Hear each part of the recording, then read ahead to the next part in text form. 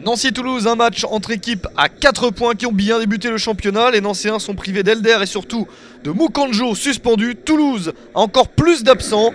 Régatin, Aurier suspendu. Rivière, Capou et Zebina blessés. Ça s'annonce compliqué pour les Toulousains sur la pelouse Saint. La première action est toulousaine avec un excellent Moussa Sissoko au milieu du terrain. Il revient en très grande forme. Il s'appuie sur Braten qui lui remet la balle. La frappe de Sissoko et le poteau rentrant. L'ouverture du score après seulement 11 minutes en faveur du TFC. Quelle entame de match à l'extérieur. Mouvement magnifique. Sissoko est au départ et à l'arrivée en relais avec Braten, l'international norvégien, qui réussit donc une excellente passe décisive. La défense de Nancy piégée, une équipe de Nancy pourtant très solide et très efficace depuis le début de la saison. Mais Toulouse l'est tout autant et à l'extérieur cet avantage peut peser lourd. Les Toulousains toujours très menaçants avec... Mais à la mi-temps, le score est bien de 1-0 en faveur du TFC. Nancy a eu des soucis en cours de la première période. Jeff Louis a remplacé Johan Molo blessé. En seconde période, c'est Romain Grange qui remplace Thomas Ayas. Ces changements effectués par Jean Fernandez ne changent pas grand-chose.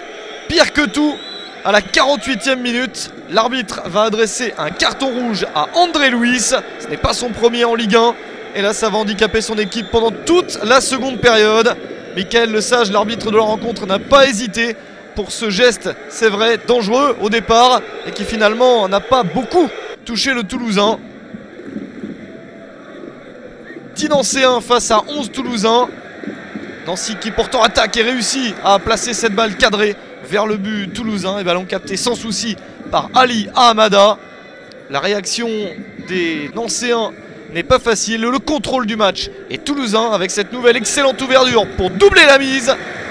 Le ballon capté par Guy-Roland Diassembe, le gardien camerounais de Nancy sur cette attaque de Franck Tabanou. Une chance sur coup de pied arrêté pour Nancy avec cette tête qui passe juste à côté.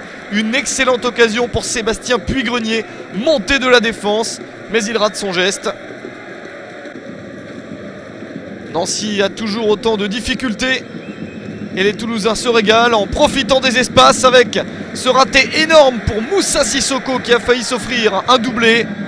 Nancy a encore une chance en toute fin de match avec cette balle piquée, cette tête au deuxième poteau.